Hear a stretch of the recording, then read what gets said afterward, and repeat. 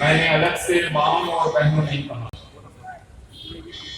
इसलिए नहीं कहा कि अक्सर मैंने ये सुना है कि हमारी माएं और बहनें इस आंदोलन का नेतृत्व कर रही हैं। मैं ये कहना चाहता हूं कि औरत खुद अपने आप में एक आजाद शख्सियत है। मर्द के सिलसिले से नहीं किया जाना चाहिए, न तो उसकी औलाद के सिलसिले से खुद मुख्तार है और वो अपने लिए भी खड़ी होती है। जब अपने लिए खड़ी होती है तो वो बाकियों के लिए भी खड़ी होती है।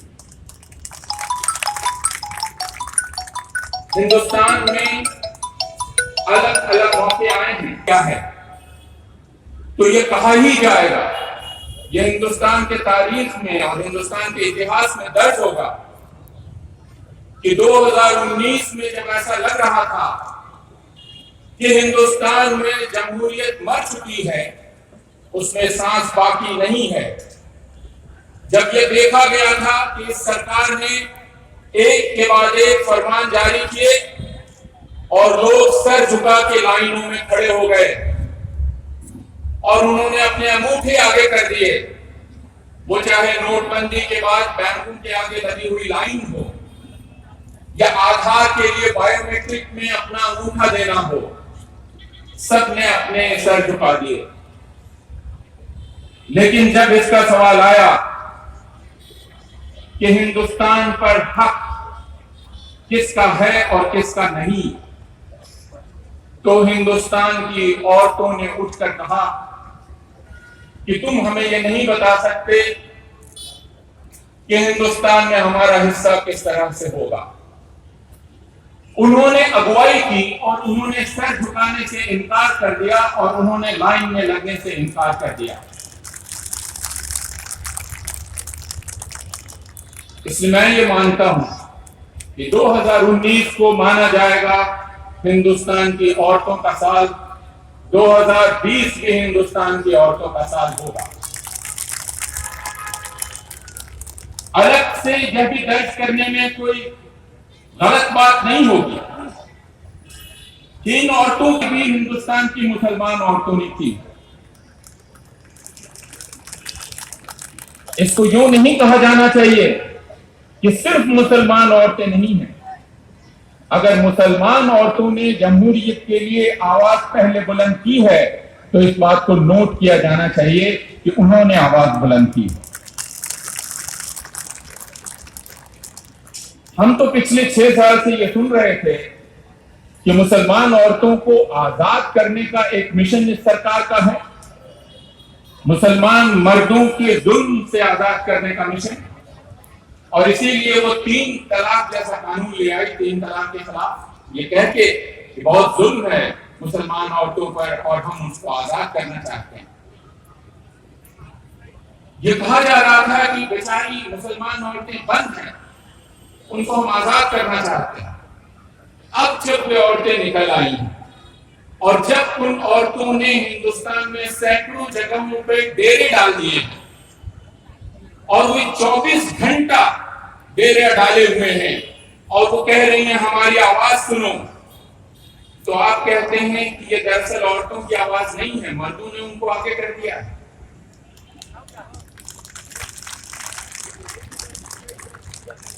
यह बेइज्जती है उन आजाद आवाजों की जो ठंड बर्दाश्त करके सिर्फ और सिर्फ अपने हक के लिए, वो नौकरी के लिए नहीं बैठी हुई है, वो वृद्धावस्था पेंशन के लिए नहीं बैठी हुई है, वो बेरोजगारी भत्ता के लिए नहीं बैठी हुई है। वो जिस चीज के लिए बैठी हैं वो ये कि हिंदुस्तान पर उनका बराबरी का हक है और बराबरी का दावा है। वो अमन के लिए बैठी हैं और वो इज्जत के लिए बैठी हैं, और ये एक चीज है जिसके बिना इंसान इंसान नहीं रहता। इंसान से उसकी इज्जत ले लो और सब कुछ दे दो, वो इंसान नहीं रहता।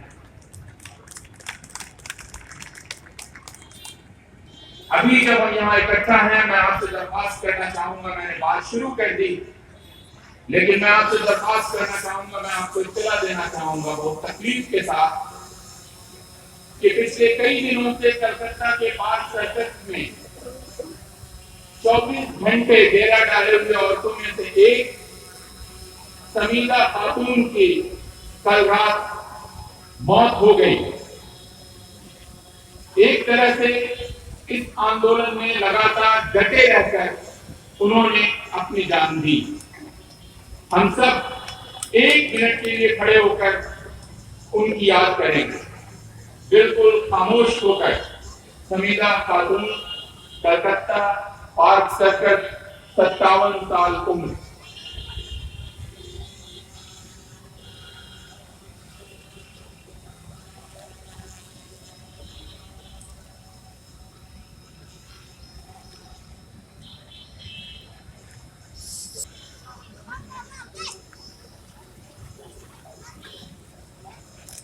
बैठ जाइए। समीदा खातून जैसी न जाने कितनी खवातीन हिंदुस्तान में बैठी हैं और मर्द भी पीछे नहीं है। मर्द भी हैं, पुरुष भी हैं, दूसरे लोग भी हैं जो उनके साथ क्यों बैठे हैं आखिर? वे सब लोग जो शांति से बैठे हैं क्यों बैठे हैं? क्या तकलीफ है? वे ये कह रहे हैं कि आप एक कानून लेकर आए हैं जिसे CAA कहा जाता है। अंग्रेजी में है लफ्ज सिटीजनशिप अमेंडमेंट एक्ट।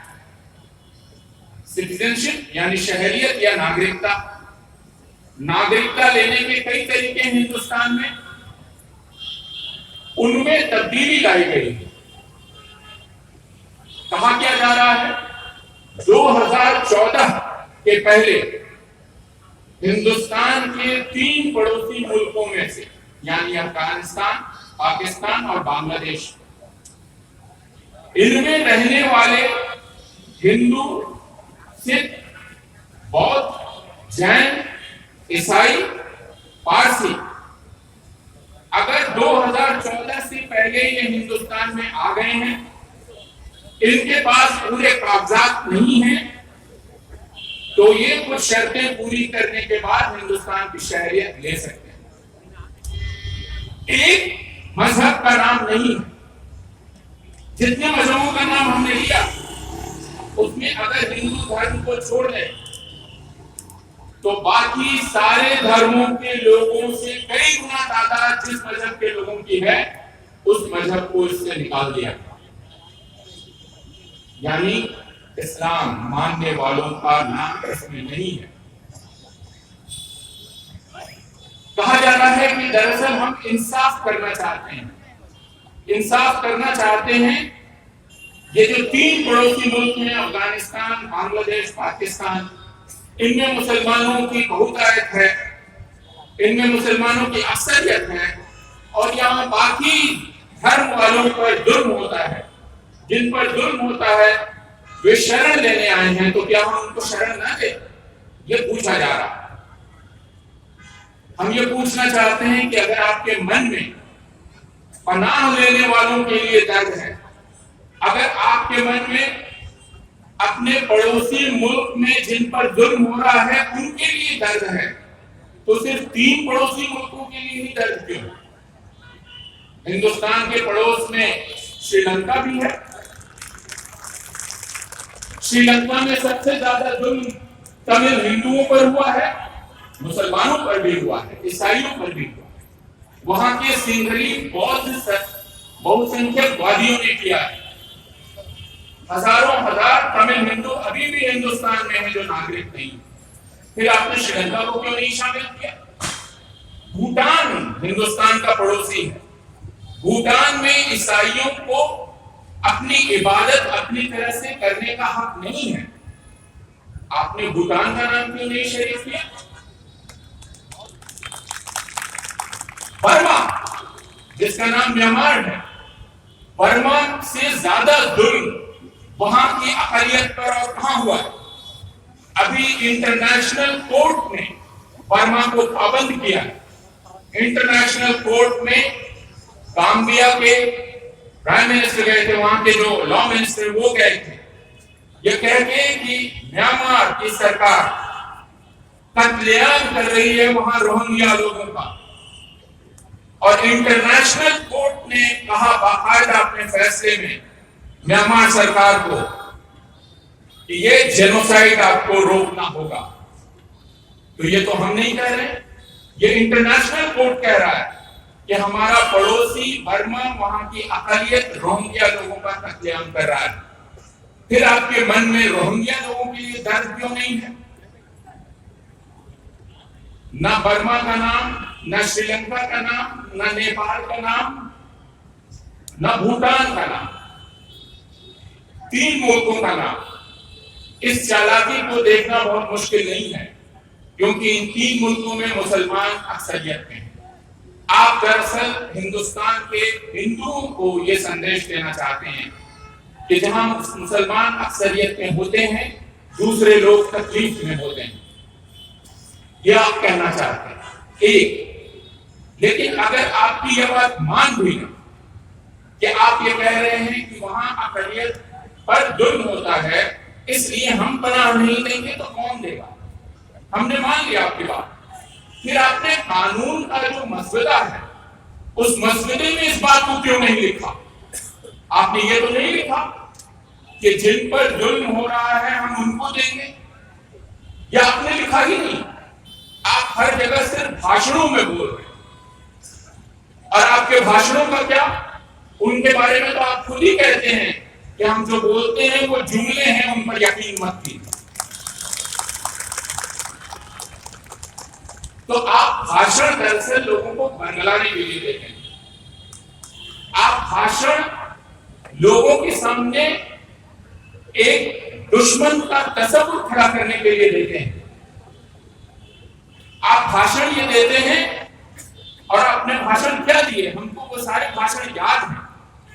आपने चुनावी सभाओं में भाषण दिए, आपने बंगाल में भाषण दिया, आपने असम में दिया, बिहार में दिया, आपने मध्य प्रदेश में दिया, दिल्ली में दिया। और सिर्फ चुनावी सभाओं में नहीं, संसद में आपने कहा कि याद रख लीजिए, पहले CAA लाएंगे और उसके बाद NRC लाएंगे। कहा ना आपने, संसद में कहा है।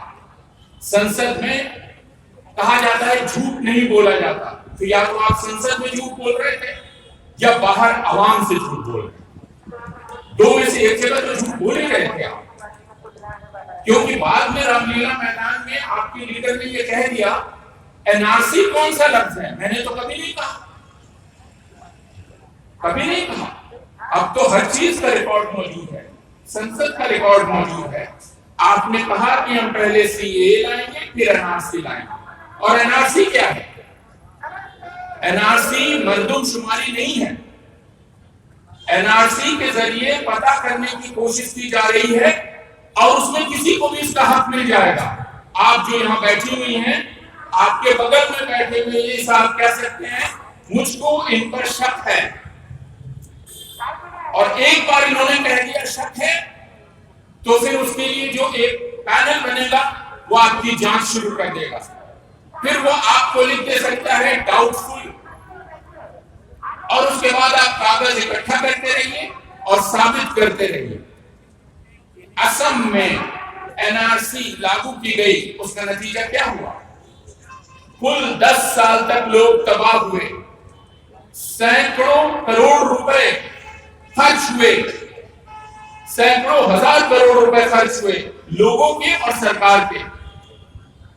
क्या कहा जा रहा था? 2014 के पहले के चुनावी भाषण याद कर लीजिए। कहा जा रहा था हिंदुस्तान में 2 करोड़ बांग्लादेशी घुसपैठिए हैं, हम उनको निकाल देंगे। असम में कहा गया करोड़ों बांग्लादेशी घुसपैठिए हैं, निकाल देंगे। फिर कहा गया 40 लाख बांग्लादेशी घुसपैठिए हैं, निकाल देंगे। NRC बनी तो पता चला 19.5 लाख से ज्यादा लोग लिस्ट में, रजिस्टर में नहीं आ पाए। जो 19.5 लाख लोग नहीं आ पाए, उनमें 14 लाख से ज्यादा हिंदू थे जो बाहर रह गए, सिर्फ 5 लाख मुसलमान रह गए। तो फिर आपके पूरे प्रचार का क्या हुआ? आप तो ये प्रचार कर रहे थे कि हिंदुस्तान में दीमक की तरह बांग्लादेशी मुसलमान घुस गए हैं और चाट रहे हैं। रजिस्टर में निकला क्या? 15 लाख हिंदू बाहर हो गए। जब 15 लाख हिंदू बाहर हो गए तब आपको लगा कि आप क्या करें, तो आप CAB लेकर आए। आपने कहा कोई बात नहीं, 15 लाख हिंदू बाहर हो गए हैं, हम उनको अंदर ले आए। और वो तरीका आपने निकाला, आपने कहा मुसलमान छोड़कर बाकी सबको हम अंदर कर लेंगे। 2014 ये साफ धोखाधड़ी थी, ये झूठ था और ये फरेब। आप CAA इसलिए लाए कि असम में NRC में आपका झूठ पकड़ा गया। और असम में पकड़ा कैसे गया? मेरा नाम मान लीजिए अफजल है, आप सब जाते हैं दस्तावेज बनवाने और आपको पता है कि अफजल में Z की जगह J लिखा हो सकता है A छूट जाए, हो सकता है L की जगह R लिखा हो। सिर्फ इस वजह से बहुत सारे लोग रजिस्टर से बाहर हो गए, और जो रजिस्टर से बाहर हो गए उनको मुस्तकबिल क्या है? उनके लिए डिटेंशन कैंप बनाए गए हैं और बनाए जा रहे हैं। डिटेंशन कैंप में पिछले सालों में 30 से ज्यादा मौतें हो चुकी हैं। ये डिटेंशन कैंप जेलों से भी बुरी जेलें हैं। माओ को बच्चों से अलग कर दिया गया है, शौहर बीवी से अलग है। यानी हिंदुस्तान में आप हिटलरी निजाम कायम करना चाहते हैं, डिटेंशन कैंप पर पूरे हिंदुस्तान आपने खुद बनाया। लेकिन जब आपसे पूछा गया तो आपने फिर खड़ा होकर कहा कौन सा डिटेंशन कैंप? मुझे नहीं मालूम। भाई वो मौजूद है, लोग उसके अंदर बंद हैं, और हिंदुस्तान का वजीर आला बोल रहा है मुझे नहीं मालूम, हिंदुस्तान का वजीर दाखिला बोल रहा है मुझे नहीं मालूम। तो ये क्या पूरी की पूरी हुकूमत झूठ और फरेब पर चलेगी? इसलिए अभी, लेकिन यह बात भी बहुत साफ है, अक्सर लोग खड़े होते हैं, यहां भी हमारे दोस्त खड़े हुए और उन्होंने कहा कि इसका निशाना सिर्फ मुसलमान नहीं है, इसकी जद में सब आएंगे। लेकिन यह बात सच है कि दरअसल इसका निशाना पहले मुसलमान है। यह बात सच है। मेरा नाम अपूर्वानंद है, मैं मुसलमान नहीं, मुझे बहुत सारे हिंदू भी नहीं मानते। लेकिन मैं ये कहना चाहता हूं कि जो बात जैसी है उसको वैसे देखना चाहिए और कहना भी चाहिए।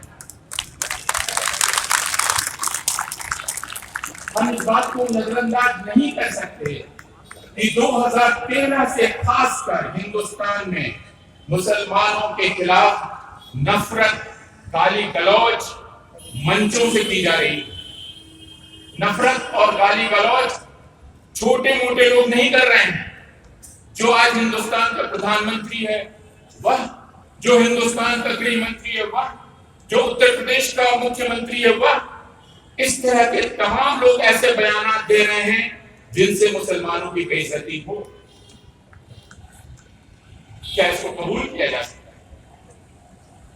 क्या इसको सिर्फ इसका विरोध करना सिर्फ मुसलमानों का काम है?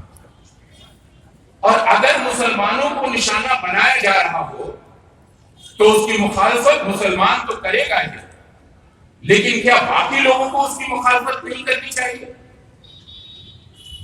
क्या मेरे पड़ोसी पर जुल्म हो रहा हो तो मैं कहूं कि चूंकि मुझ पर नहीं हो रहा है मैं क्यों बोलूं?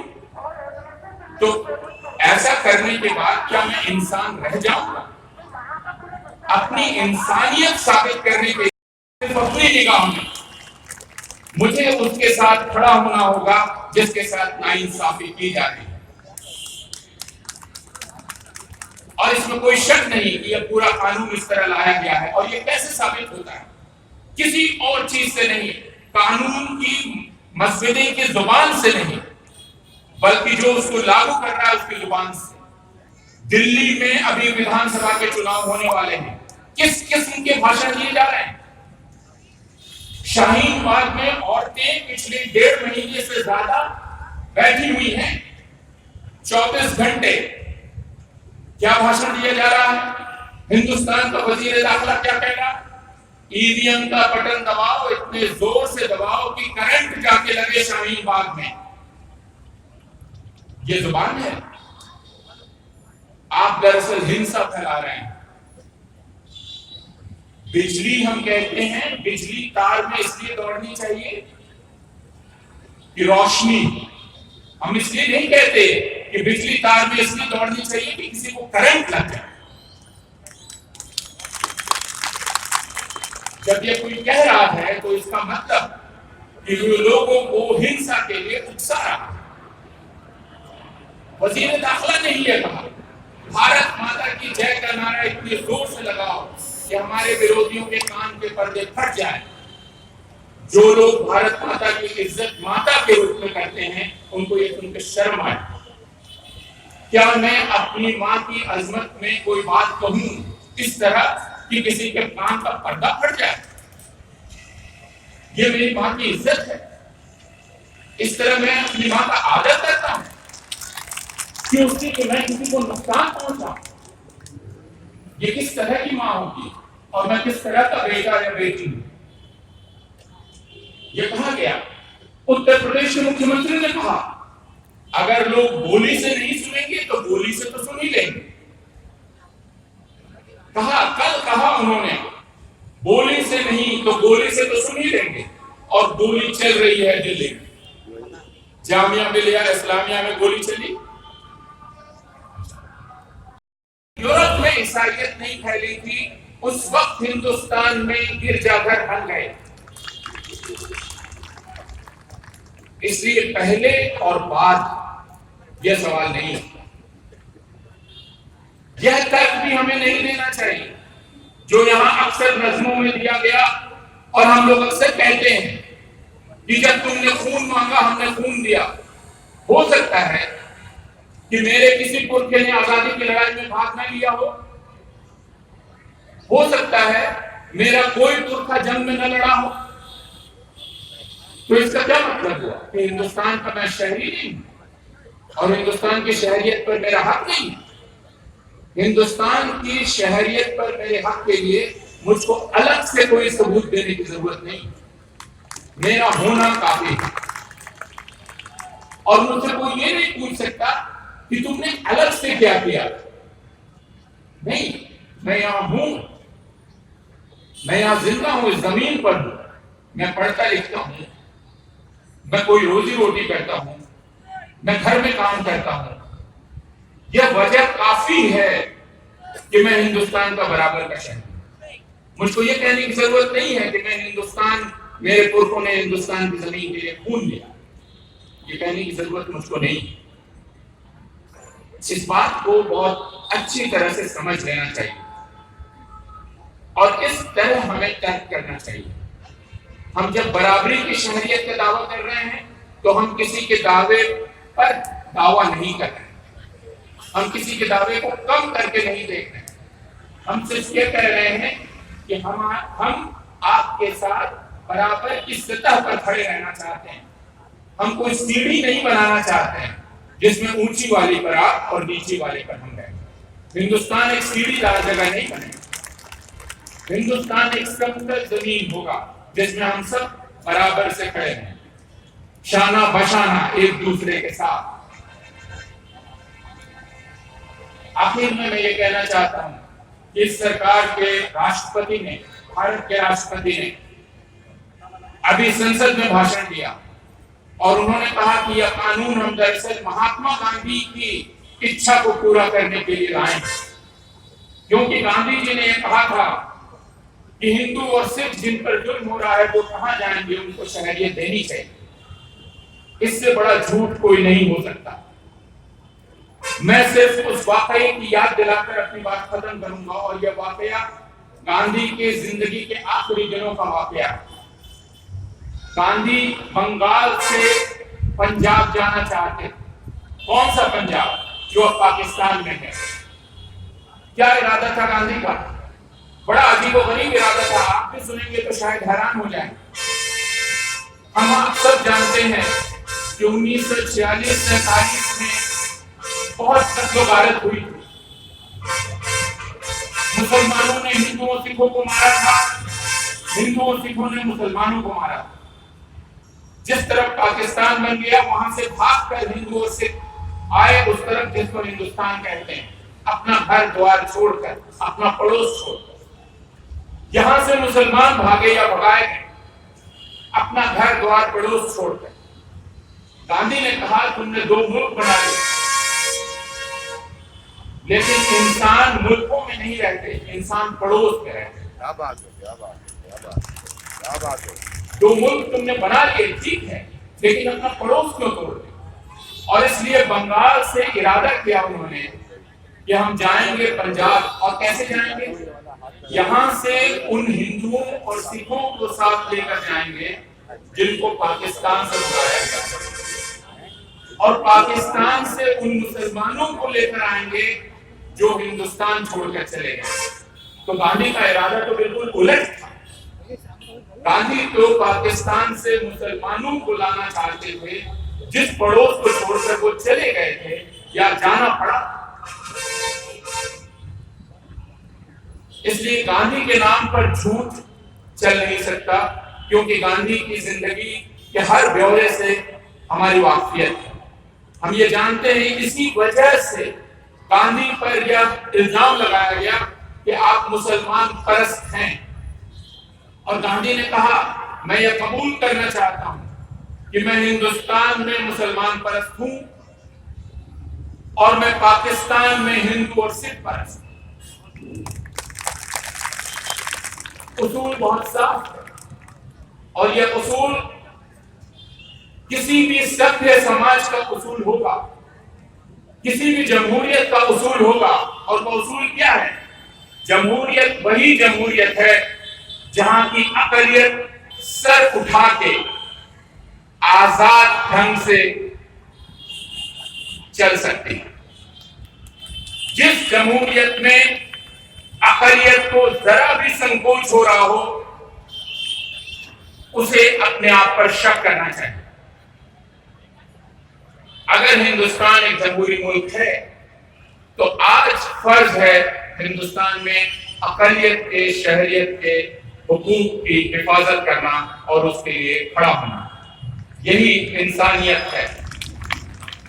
इसलिए आप सब जो यहाँ इकट्ठा हैं और बहुत सारे लोग जो नहीं हैं, वे सब जमहूरियत की जंग लड़ रहे हैं, अकलियत की लड़ रहे हैं, अकलियत के हुकूक की लड़ रहे हैं, और इस तरह इंसानियत की जंग भी लड़ रहे हैं। आप सबको इस जंग में आपकी जीत होगी ही।